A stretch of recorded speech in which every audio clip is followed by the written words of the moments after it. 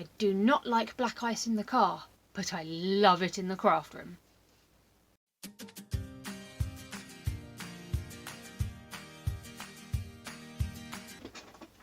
Hey everyone, it's LJ here. Welcome back to my channel. Thank you very much for joining me today. We're going to have a go at doing the black ice technique. I adore this technique. Absolutely adore it. And I'm going to make two, I'm going to make a thank you card and a birthday card today using this technique. But I did make all my Christmas cards with it, and at the end I'll add on the pictures of my Christmas cards just so you can see them. But I love this technique. It looks so cool and it's so simple to do. So I have got my card bases and I have added on a layer of coloured paper. So we've got the 6x6 that isn't actually 6x6, but that's my gripe. And then we have a 5x7, which is a 5x7. So this is an 1/8, so 4 7/8, 4 7/8 by 6 7/8.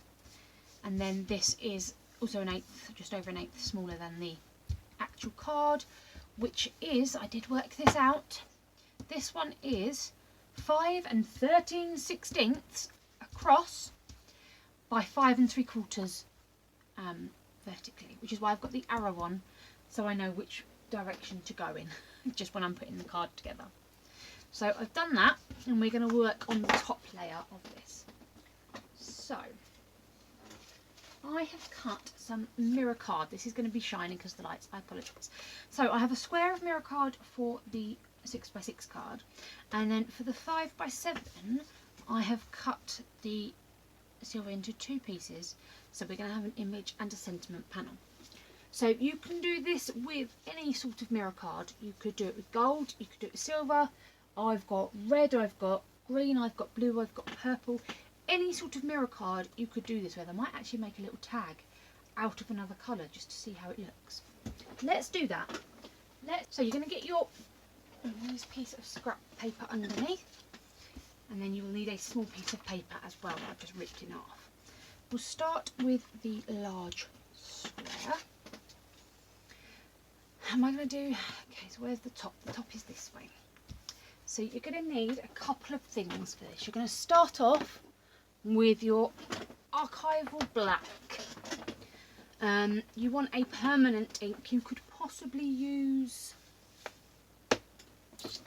what's that other, the StazOn, but I find the StazOn takes so long to dry.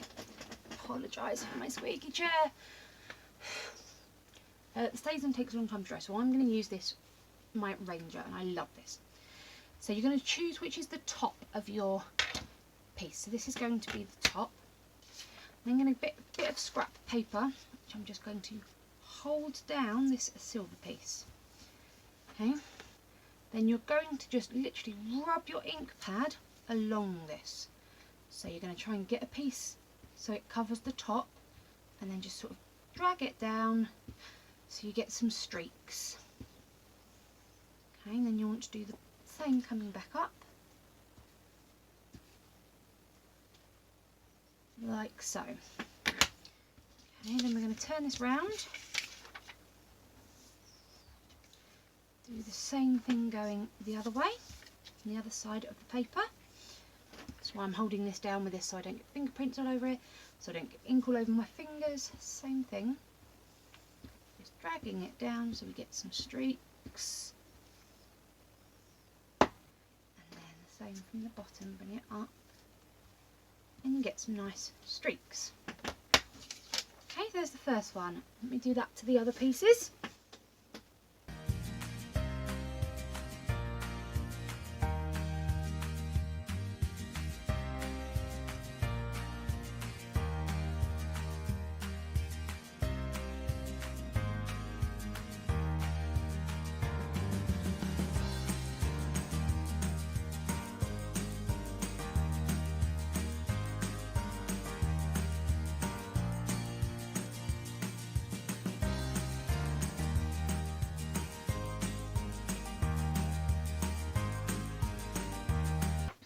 So we've got our pieces now that have been inked on the edges. The next thing we're going to do is we're going to stamp on them some images. Okay, our black ink can go away now. Now comes the best part.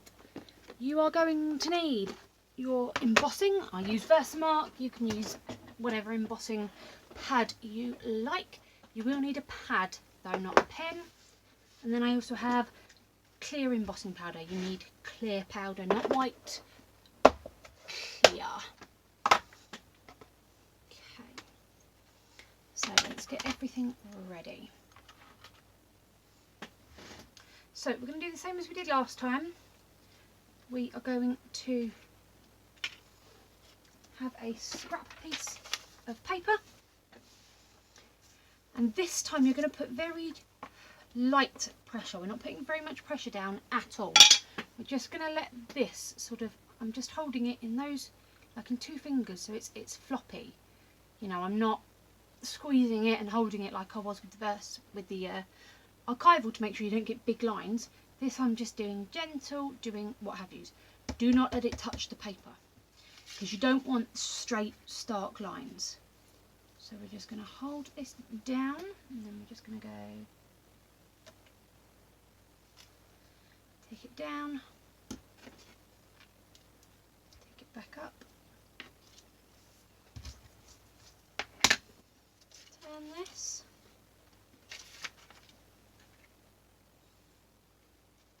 do the same thing.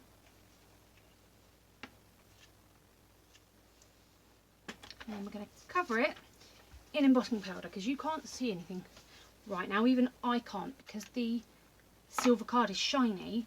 It's very hard to see that there is actually the embossing ink on there. So we're going to cover it with our embossing powder.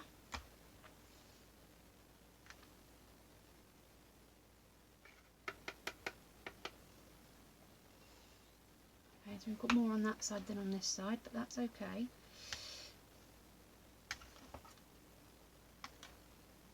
Needs be, we can do some more.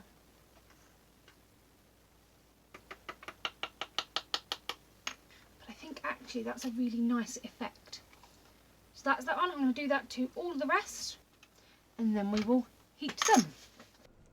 Okay, so I'm going to do the same technique. I'm just going to swipe down and up with my embossing pad all over the sheet, and then we're going to cover it in the embossing powder. And I actually really like this bit, because you can't see what you've done until you cover it in the embossing powder, and then it kind of reveals the texture to you, which I think is really, really cool. So the reason I have it in this tub for my white, my clear and my holographic, which are the 3 embossing powders that I use the most, I've put them into these tubs just to make it easier for me with the little spoons. The rest of my embossing powders I keep in their pots, like their colours and other effects, and my black, and I use those just with a coffee filter or a piece of folded paper as per usual, but I don't have them regularly enough to need to put them in a tub, whereas these 3 I use loads.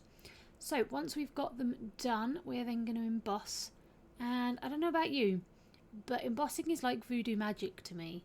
It's just so incredible to watch how this powder that looks a mess suddenly becomes just, oh yeah, it's magic.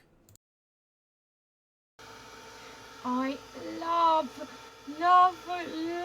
watching embossing powder turn from the powder to a liquid. I love the look of it. It's so cool. I'm so easily pleased, but I love it. Look, it just goes. Oh, I love it. I did get slightly excited by the embossing, but I do love it. It's like voodoo. You can just see it, and it turns, and it's suddenly, oh. I mean, you can't see it as well on the silver, unfortunately, in the video as you can in real life, but you do get clips of it, and I just think it is absolutely stunning. And then once it's done, you can really see that texture, which is just, oh, it's beautiful. I love it. So again, I'm just going to heat emboss all of these, I've sped this up because I did get quite excited. Or this one you get more of the effect. You can see it changing slightly as I move the heat gun up and down, which is really, really cool. But then the best part is watching it on this green, because you can really see it change on the green, and it's kind of, you can see it moving there like that. It's just like magic. I love it. Okay. So our pieces have been heat embossed. So now we have the effect of the black ice. And I love the effect, and you can actually feel the lines. It's such a cool effect. I love it. You know, I didn't just want to do Christmas, you know, like Christmas tag, great.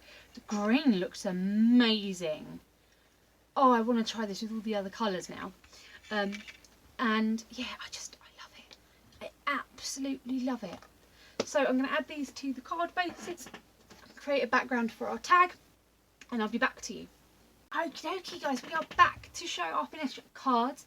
I absolutely love this technique. If you've enjoyed it, please give this video a big thumbs up and let me know down in the comments. I love talking to you in the comments. It is so nice connecting with other people who enjoy the same things as I do. So let's start with our tag, because that was our additional extra. So here is our tag. I just added white to the back, and then used my, what are these called? Layer guide from We Are Memory Keepers. So I just used this one, and all you do is you choose what length you wanted. So I wanted a 1/8 border. You line it up so that it hooks onto the green layer, and then you just cut it off with a Stanley blade or a craft knife. So that's what I did for our tag. I then put a hole, I punched a hole, put in a hole protector, and then added this green ribbon. So there's our tag. Then our birthday card, which is our square one, on the blue background. I absolutely love this technique, and it's textured. You can feel the embossed lines. It's so cool, in my opinion. And then here is our thank you card with the animals on, and again, you can feel it, and the patchy bits add to it. You know, you don't want it to be completely uniform. Having these gaps where you've just got dots rather than the lines, just, oh, it's beautiful. I love making these. Let me know which one is your favourite.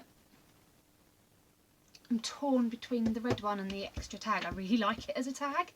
I'm going to save this, and I'm going to do these for my tags next year, or this year. Last year I did what did I do for my tags? Oh, the penguins, the Creator Penguin, the Builder Penguin stamp set. I think this year it's going to be black ice tags. Love them. I'll add up some pictures here of the Christmas cards that I made using this technique. And yeah, thank you very much for spending time with me today, guys. Keep crafting, and I'll see you all soon. Bye.